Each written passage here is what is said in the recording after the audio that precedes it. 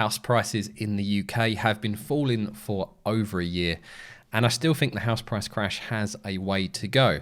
So why have I started viewing properties? That's what I want to talk about in this video. And the reason I wanted to make this video is, like many of you guys that are watching this, I am currently on the sidelines. I am not a home owner, and I'm trying to wait for the best time to buy. So when I'm making decisions and having thoughts like this, I think it's important to share it with you guys so that when you're making your own decisions, you can consider what I'm doing, and maybe it will help you make a better decision for you and your future.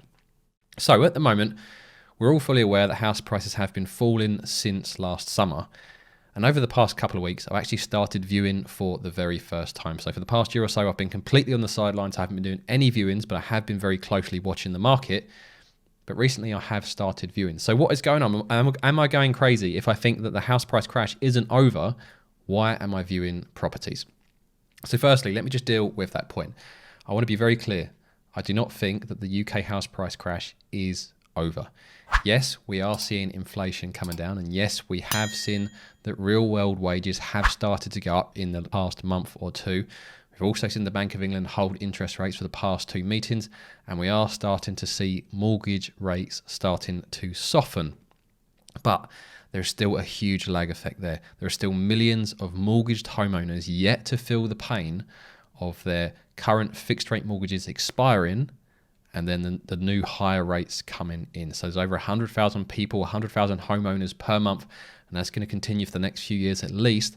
They're going to be going from low rate mortgages to much more expensive mortgages. So I think that alone is going to be the catalyst for a much bigger crash than what we've seen so far. So with that said, why am I actually viewing properties? Well, at the moment we're making decisions, or many of us are trying to make decisions based on the available data that is out there.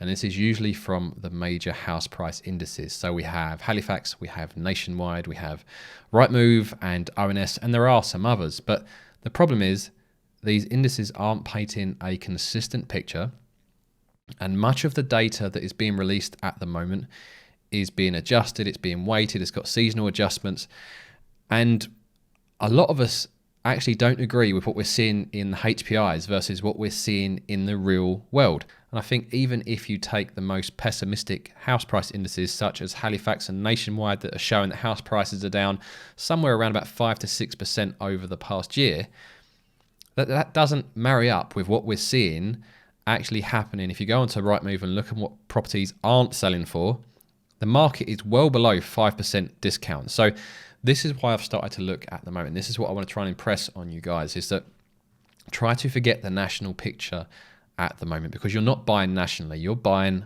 locally. You need to understand what is happening in your local market. And where I'm looking, the region I've been focused on, I've been watching this market for the past 18 months or so. So I know a year ago what house prices were, or should I say, I know what the asking price was a year or so ago, and that many of the properties are actually going for above that versus what they are coming on for now. And I can see how many reductions there are across the market. And in the past, I would say the past month or so, I've seen 4 or 5 properties that have come on that I would say are at least 20% below where I would have expected them to sell for just over a year ago. So I'm seeing substantial changes in my local market, despite the fact the major house price indices are only showing somewhere between 0 to 5% falls. What I'm seeing on Rightmove with reductions and properties that aren't selling is much bigger reductions. So I think there are opportunities starting to appear. And while I do believe that the housing market has further to go and the house prices will continue to come down, potentially a lot more than they already have, you have to consider house prices in context to your own financial position. So for me, if I buy at the moment, if the right opportunity comes up at the moment and the property ticks all of the boxes I want it to do and it comes in at the price point that I want it, if the housing market continues to go down, that isn't going to be an issue for me, but that's going to be different for every single buyer. So you need to consider that. And a lot of people think about timing the bottom of the market. And I think that's just something you need to try to forget about. Even if you knew when the bottom of the market was going to be, let's say the bottom of the market is going to be in 12 months' time.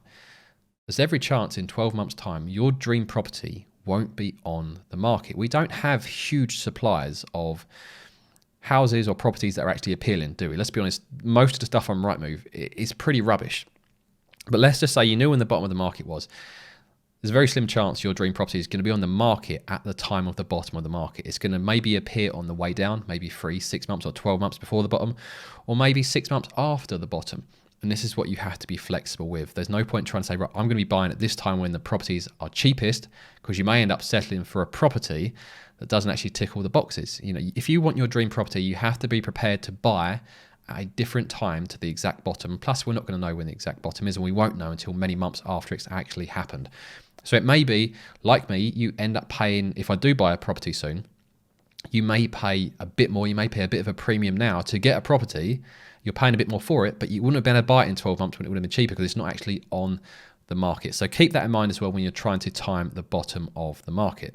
The other thing to keep in mind as well is that if you're sitting on the sidelines, there are many other people, just like me as well, sitting on the sidelines that are waiting to buy as properties get cheaper. So as the prices continue to come down, there will be more competition.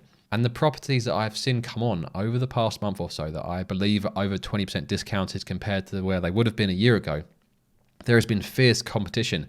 And one of the ones that I viewed, they said to me, look, don't bother putting in an offer today. We've got 3 blocks of viewings first, and then we're going to go around everyone and get everyone to make their best offer. Which, when you consider we're supposed to be in a house price crash, it shows how much demand there still is.